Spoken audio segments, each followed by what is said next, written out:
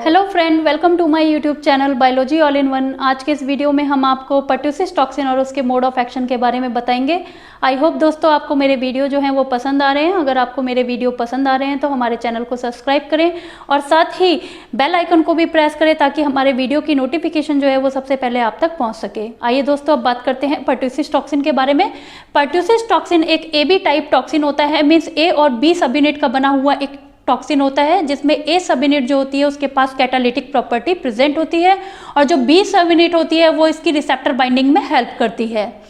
ये pertussis toxin जो है वो एक ग्राम नेगेटिव बैक्टीरिया, जिसको हम बॉर्डेटेला पर्ट्यूसिस बोलते हैं, उस ग्राम नेगेटिव बैक्टीरिया द्वारा किसी इन्फेक्टेड पर्सन की रेस्पिरेटरी ट्रैक्ट में सिक्रीट करा जाता है। ये gram negative bacteria coccobacillus shape का होता है, मीन्स ना ही तो टोटली कोकस होता है और ना ही टोटली बैसिलस शेप का होता है, क्योंकि ये थोड़ा मिक्स शेप का होता है, इसलिए हम इस बैक्टीरिया को कोको बैसिलस बैक्टीरिया बोलते हैं। पर्ट्यूसिस टॉक्सिन जो है उसकी वजह से जो रेस्पिरेटरी एपिथेलियल सेल होती है और उन पे प्रेजेंट जो सीलिया होते हैं वो डैमेज हो जाते हैं, जिसकी वजह से वो सीलिया जो है वो प्रॉपर फंक्शनिंग नहीं कर पाते, मीन्स रेस्पिरेटरी एपिथेलियल सेल पे प्रेजेंट जो म्यूकस है उसको डिस्पोज नहीं कर पाते, और जब वो म्यूकस को डिस्पोज नहीं करते तो रेस्पिरेटरी एपिथेलियल सेल पे म्यूकस आकर इकट्ठा होने लगता है और पर्सन जो है वो वूपिंग कफ से सफ़र करता है, जिसको हम काली खांसी के नाम से जानते हैं। इस पूरी की पूरी सिग्नलिंग को, इस पूरे के पूरे मोड ऑफ एक्शन को हमने दो पार्ट में डिवाइड करा है कि जब पर्ट्यूसिस टॉक्सिन प्रेजेंट होता है तो किस तरह से सिग्नलिंग होती है और जब पर्ट्यूसिस टॉक्सिन एब्सेंट होता है तो किस तरह से सिग्नलिंग होती है। सबसे पहले बात करते हैं जब पर्ट्यूसिस टॉक्सिन प्रेजेंट होता है। जब पर्ट्यूसिस टॉक्सिन प्रेजेंट होता है तो ये पर्ट्यूसिस टॉक्सिन जाकर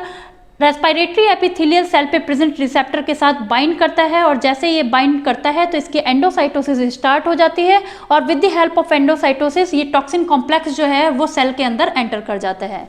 सेल के अंदर एंटर करने के बाद इस टॉक्सिन का रेट्रोग्रेड ट्रांसपोर्टेशन होता है और इसको एंडोप्लाज्मिक रेटिकुलम के पास भेज दिया जाता है और फिर एंडोप्लाज्मिक रेटिकुलम में जाकर इसकी क्लीवेज होती है। उसके बाद इसकी जो A सब यूनिट होती है उसको साइटोसोल में रिलीज कर दिया जाता है।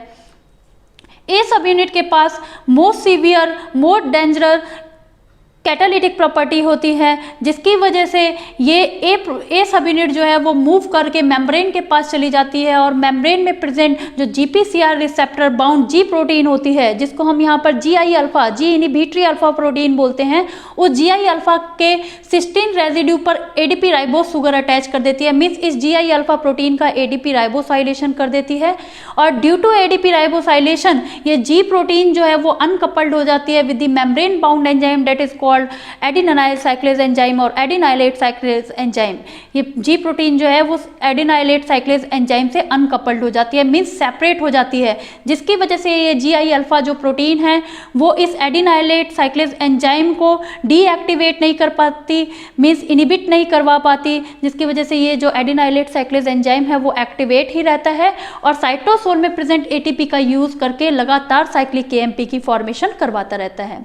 क्योंकि यहाँ पर cyclic AMP as a secondary messenger की तरह काम करते हैं तो ये साइक्लिक AMP जाकर साइटोसोल में present enzyme protein kinase A enzyme को एक्टिवेट करवा देते हैं और जैसे ही ये protein kinase A enzyme activate होता है तो ये टारगेट करता है रेस्पिरेटरी एपिथेलियल सेल पे present CFTR chloride ion channel को, और उन क्लोराइड आयन चैनल को टारगेट करके उस क्लोराइड आयन चैनल के रेगुलेटरी यूनिट का फास्फोराइलेशन कर देता है, जिसकी वजह से ये चैनल जो है वो ओपन हो जाते हैं और बहुत सारा क्लोराइड आयन जो है वो सेल के अंदर से मूव करके सेल के बाहर चला जाता है, मीन्स बहुत सारा नेगेटिव चार्ज जो है वो सेल के अंदर से सेल के बाहर मूव कर जाता है और due to balancing of charge ion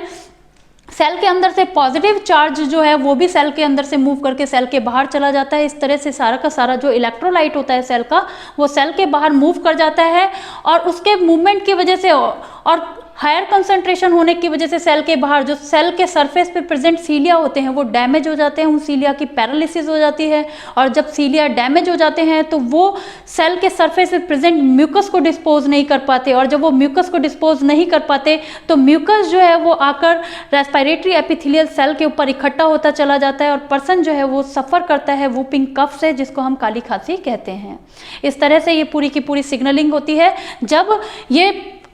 pertussis toxin जो है वो प्रेजेंट होता है। और जब पर्ट्यूसिस टॉक्सिन एब्सेंट होता है तो किस तरह से होता है, जब पर्ट्यूसिस टॉक्सिन नहीं होता, जब पर्ट्यूसिस टॉक्सिन नहीं होता तो ये GI अल्फा प्रोटीन जो है वो इस एडिनोलाइज साइक्लेज एंजाइम के साथ कपल्ड रहती है। क्योंकि ये GI अल्फा प्रोटीन है, इनहिबिटरी प्रोटीन है, इसलिए ये G प्रोटीन इसके साथ कपल्ड होकर इसको इनहिबिट कर देती है। जब ये एंजाइम इनहिबिट होता है तो कोई साइक्लिक AMP की फॉर्मेशन नहीं होती, और जब कोई भी साइक्लिक AMP नहीं बनता तो cyclic AMP dependent protein kinase भी एंजाइम एक्टिवेट नहीं होते। जब प्रोटीन काइनेज एंजाइम एक्टिवेट नहीं होते तो वो किसी चैनल को ओपन नहीं करवा पाते, जिसकी वजह से कोई भी इलेक्ट्रोलाइट जो है वो सेल के बाहर मूव नहीं करता। जब कोई इलेक्ट्रोलाइट सेल के बाहर मूव नहीं करता तो सीलिया की कोई डैमेज नहीं होती। जब सीलिया की डैमेज नहीं होती तो सीलिया जो है वो प्रॉपर फंक्शनिंग करते हैं, मीन्स प्रॉपर म्यूकस जो है उसको डिस्पोज करते रहते हैं, और पर्सन जो है वो किसी भी वूपिंग कफ से सफ़र नहीं करता। इस तरह से ये पूरी की पूरी जो है सिग्नलिंग होती है। दोस्तों, अगर आपको इससे रिलेटेड कोई क्वेरी है तो आप कमेंट के थ्रू मुझसे पूछ सकते हैं। और अगर आपको ये वीडियो पसंद आया है तो इस वीडियो को लाइक और शेयर करें और हमारे चैनल को सब्सक्राइब करें। Thank you.